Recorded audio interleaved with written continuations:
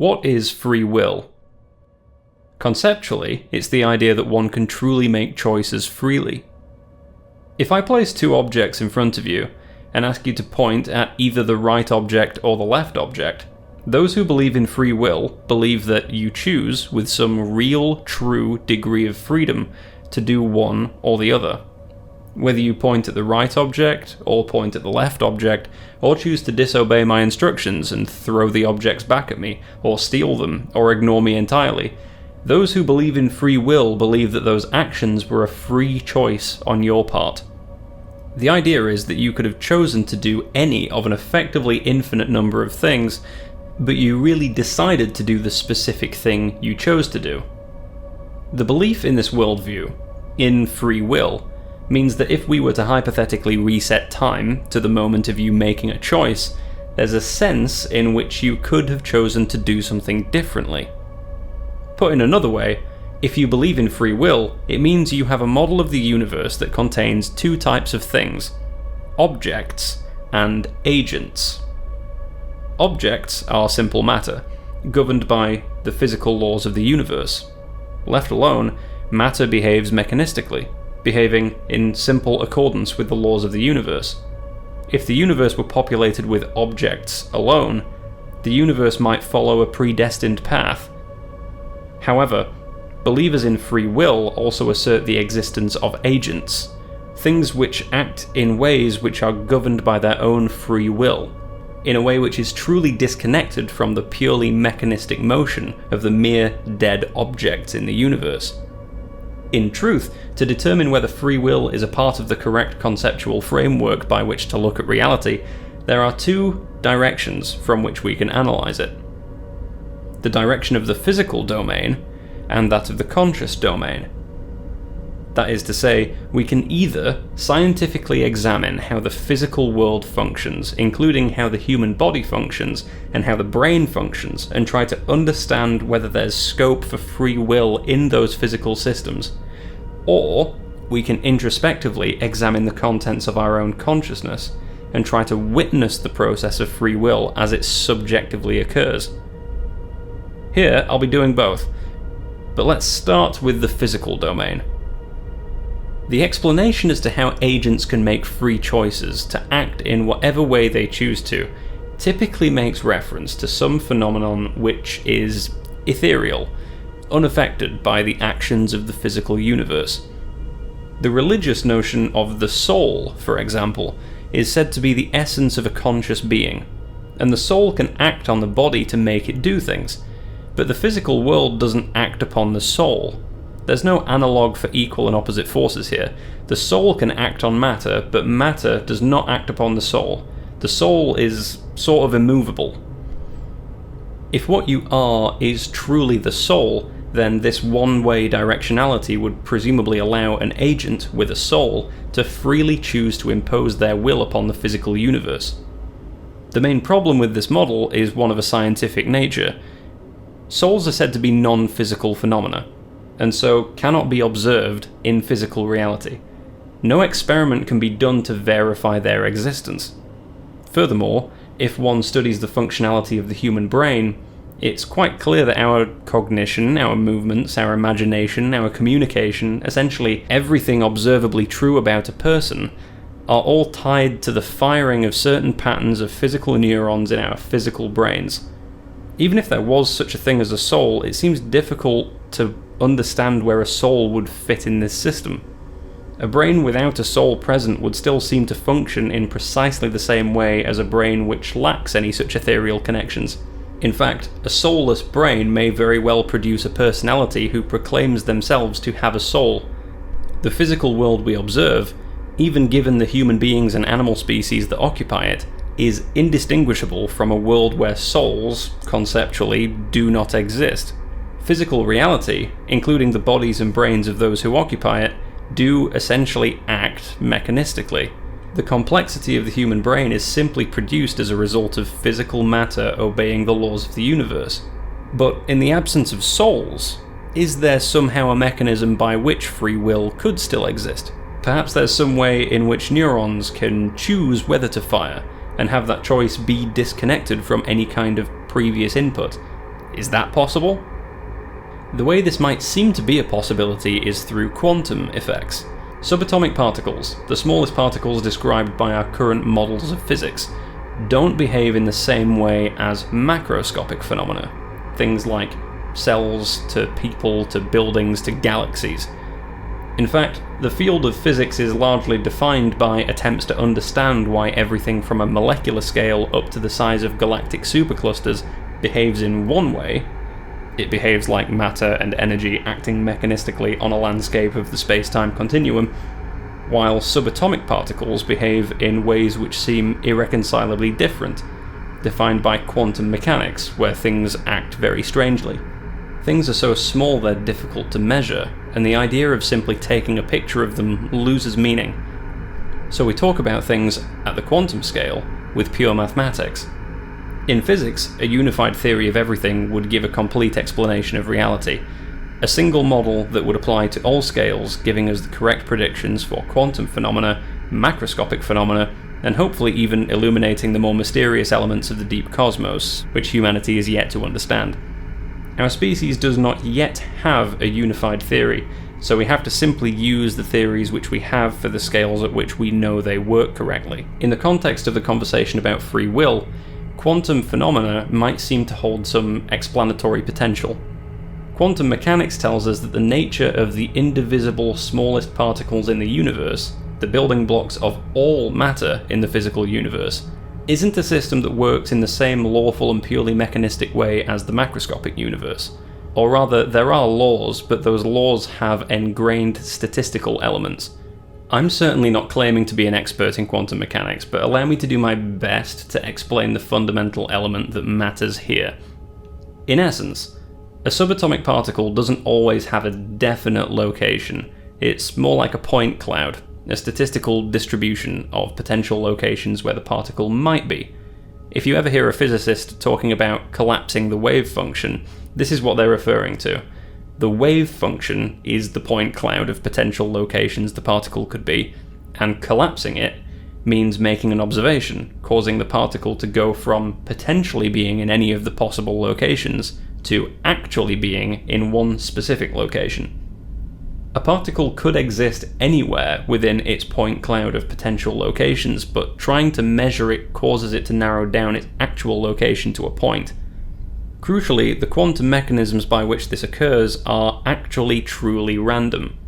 Put in slightly more scientific terminology, it's fundamentally probabilistic. The scientific models are quite certain in this regard. Quantum phenomena are not merely occurring due to some deterministic, mechanistic reason that we don't understand and therefore can't predict. No, the inherent randomness is not due to a lack of knowledge or measurement precision on our part. It's a core aspect of how the universe seems to work. Quantum mechanics is actually, factually determined by a process which is, at bottom, not determined by what came before. You might call it random. You might be able to see the portal this opens for believers in free will to reason that quantum mechanics could be how free will occurs. Perhaps the brain uses the fundamentally random nature of quantum mechanics to determine an action to take. If this were true, it would allow a brain to make choices that are isolated from the mechanistic events that have previously occurred within the surrounding physical world. One can see how proponents of free will could find this reasoning really enticing. However, upon closer inspection, asserting the existence of free will with reference to quantum mechanics is a hypothesis which begins to fall apart. Consider the ideal scenario for this explanation. Let's say a human being is on the precipice of making a choice, and for whatever reason, this particular choice depends upon the output of one specific neuron in their brain. Just imagine that if this one neuron fires, it will cause a chain reaction causing millions of other neurons to fire, ultimately causing that person to choose option number one. And if the neuron does not fire, some other pattern of brain activity takes place and the person ultimately chooses option 2. Now imagine that this one crucial neuron on which the decision hinges is right on the edge of firing, and whether the neuron fires is entirely dependent on a single quantum scale particle. If the particle is in one position, the neuron fires, and choice 1 is made. And if the particle is in another position, the neuron does not fire, and choice 2 is made. Let's say for the sake of argument there's an exactly 50-50 chance of either quantum outcome occurring. This is as clear-cut a scenario as one can get in the argument for quantum-based free will. So what's the issue with this reasoning? The problem is that regardless of whether choice 1 or 2 is made, we have to ask, did the brain choose freely? That's what free will ultimately means, and given sufficient scrutiny, it seems obvious that the answer to this question is no. The quantum event is random. That is to say, the brain did not control the outcome of the quantum event that occurred. Listen, here are the options.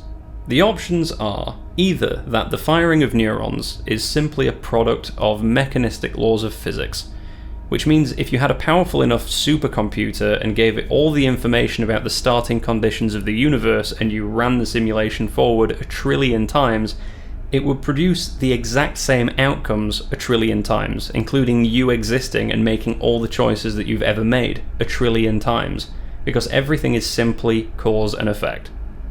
The second option is that quantum mechanics is relevant on a macro scale, meaning elements of the universe are random, including certain patterns of neuron activity you may have, meaning the universe would be different each time you simulate it. But being random means those outcomes aren't controlled by anything, meaning even if a quantum event causes you to have a certain thought, you still didn't choose that random event to happen, and therefore you didn't freely choose to have a certain thought. Deciding what to do by flipping a coin is as much a free choice as this claim about free will being based in quantum mechanics. Ultimately, we're left with a picture in which there are no avenues which seem to permit free will, unless one falls back on the notion of a soul. Only a soul, somehow channeling the power of will from some ethereal other plane of existence, and then using it in a way that's able to act upon physical matter, could be responsible for free will. Except human brains would seem to be perfectly capable of nominal functioning even in the total absence of this soul concept, and there's no evidence for the existence of the soul in the first place. And the mechanism a soul would use to exert physical forces into the material world without themselves being influenced in any way seems difficult to reconcile with everything else we know. But let's say we totally grant all this. Let's say, for the sake of argument, that souls exist. Would that even help? I'm not sure the existence of souls fully closes the loop on this problem. The problem regresses. If the soul is responsible for our actions, okay, but did we choose our soul? Before you were born, was there an infinite line of souls to choose from, and you chose the one you wanted? If so, who was the one we're calling you in this scenario? Isn't the soul meant to be the ultimate distillation of what makes you, you? It doesn't seem to make much sense to say that you choose your soul. It seems that you would simply just be your soul by any sensible definition. And if souls exist, the soul is the one you that you could ever be. So if we accept the idea of souls, and we say you make certain choices due to the inherent nature of your soul, since you didn't choose your soul, in an admittedly slightly more roundabout way, you still aren't really freely choosing any of the choices you make, and therefore you still don't fundamentally have freedom of will, even if we accept the peculiar and unfalsifiable metaphysics behind souls. So it really does seem like fundamentally the brain is made of matter, and matter follows the laws of physics. And the outcomes of these two simple facts produces a human being that believes itself to be free and feels free, but isn't actually, or at least not in the absolute sense. It seems all avenues lead to a lack of free will, but we have only been exploring the one side of this equation. We've been discussing the physical effects upon the physical brain, due to physical phenomena acting on it in the physical world. But as I've discussed previously, reality appears to be made of two domains, the physical and the conscious. Thus far, in reference to free will, we've only discussed the physical. The next step is to explore the conscious. If we can find free will within the conscious domain, perhaps it would open up new avenues to reason for its existence in the physical domain. And if we cannot find free will in the conscious domain, it closes the loop, puts the final nail in the coffin regarding the existence of free will. Okay, so from a conscious perspective, how do we arrive at ostensibly free decisions? Well, we think about things, of course. When given a choice between two options, we move thoughts around until we achieve a stable and well-reasoned thought that says, I prefer this thing, and so I'm going to choose it. In short, thoughts occur, and we use them to make our decisions. But the deeper question is, where do thoughts come from? We of course know the conscious domain experience of having thoughts corresponds to the physical domain in terms of the actions of neurosynaptic connections, but the question is, not with reference to the physical, but only within the conscious domain specifically, what are the nature of thoughts? Where do they seem to come from? If you consider it, subjectively, thoughts seem to come out of nowhere.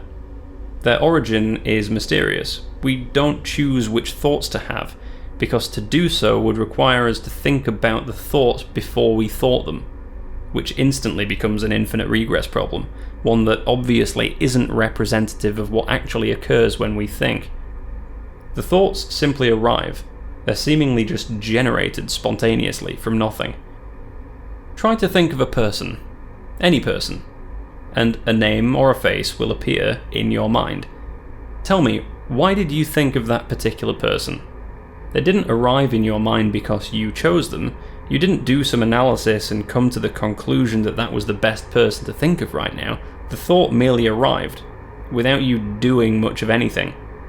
In the physical domain, a pre-established neurosynaptic circuit fires in your brain, and in the conscious domain, the subjective thought simply arrives, as though conjured out of nothingness and given to you by a hand you can't see. Of course, you have the ability to choose whether to say the name that first came to mind, or wait for another one to appear. But is the thought to delay and to wait for another name to appear in your mind any freer than the first name itself? Whatever calculus you do, whether you wait for a name that you like, or wait for a name that you know I'll like, or wait for a name you happen to have already thought of recently, or wait for a name that you happen to have not thought of recently, why are you choosing a name based on any of these criteria in particular? Why do you choose that criteria? Did you weigh up every criteria you could use and do an analysis of which criteria would give you the answer you'd be happiest with? Probably not. And if you did, why would any of them make you happy? Do you decide what things make you happy? Do you ever decide what gets to make you happy? Could you decide right here, right now, that setting yourself on fire would make you genuinely, truly happy? Do you get to decide that if you want to? I don't think you could. Fundamentally, whatever choice you make comes down to the exact structure of your brain in this very moment, which largely comes down to nature or nurture. It's to some degree genetic and to some degree environmental. And however you want to draw those lines, you didn't get to choose your brain structure because you didn't choose your genetics and you didn't choose your environment. You didn't choose your parents, or your grandparents, or your great-grandparents, or the place you were born, or the time period you were born in, or the socioeconomic conditions you were born into, or your species, or the planet you were born on, or even whether to exist in the first place. You're just here, and you just get to exist. And the conditions of the contract of you existing are that your conscious existence is totally tethered to a physical reality whose properties and actions are utterly outside of your control. To the point where, if that bothers you, that bothering you is itself a fact dictated by the physical universe in a way which is beyond your control. Now, I'm not saying we shouldn't value freedom in the conventional sense. There's a very large and very real difference between an ostensibly free decision, like me asking you what your favourite colour is during a polite, happy conversation, versus me asking you the same thing during a heated argument where I'm obviously passionately pro-yellow and I've got a gun to your head. The difference between these two things is real, because while neither are free cosmically speaking, one is an answer you wanted to give, and the other is an answer you were forced to give. The distinction between them really is a completely different issue than the question of whether the universe permits you freedom within the privacy of your own mind. I think that societal freedom to feel like you can do what you will is absolutely vital to the happiness of people within that society. The fact that people ultimately don't choose what they will isn't in any way deflationary of the broader societal standpoint I'd argue for here. So, no, cosmically speaking, you aren't free. But you also aren't able to predict the future very accurately. Even if we say everything that happens was always going to happen, we still essentially have a degree of freedom brought on by our own necessary ignorance. We can't know the positions and energies of every particle in the universe, so the future remains undiscovered. Some thinkers even choose to believe free will is compatible with the deterministic universe for reasons in this area. The argument being something along the lines of, we're free to choose anything within our nature, it's just that you could pinpoint exactly what that nature is if you had a sufficiently powerful supercomputer. But since we don't have that, free will essentially remains intact. Now, I prefer the argument against free will because it's much more robust in my mind. Just because the future is hard to predict doesn't mean it's impossible to predict in principle. And internally, I do think you can sort of experience your thoughts arising in a way which really does seem outside of your control. I think, semantically speaking, saying we don't have free will is a more accurate statement. So in a cosmic sense, you aren't really free. If you want to be free, I suppose non-existence could be freer in a sense, but spoiler warning, that's going to happen to you sooner or later anyway. Everyone's conscious portal into reality opens, sticks around for a while, and then pinches off and closes. And you're a human, so practically speaking, you have no idea what your alive future holds. So long as there's breath in your body, and a pulse in your veins, and some hope in hell that the future might be anything other than unmitigated suffering, I think life's worth living. Who's to say the destined future is anything but the one where you find happiness? Alright, that'll do it for today. Thanks once again for watching. Please leave a like on the video and share it around if you can, and subscribe to my channel. I honestly hugely appreciate you taking the time to listen. I appreciate that everyone's busy with their own lives, so you taking 20 minutes to listen to what I have to say really means a lot. And every little bit of engagement with the video helps me massively, so thank you once again, and I'll see you next time.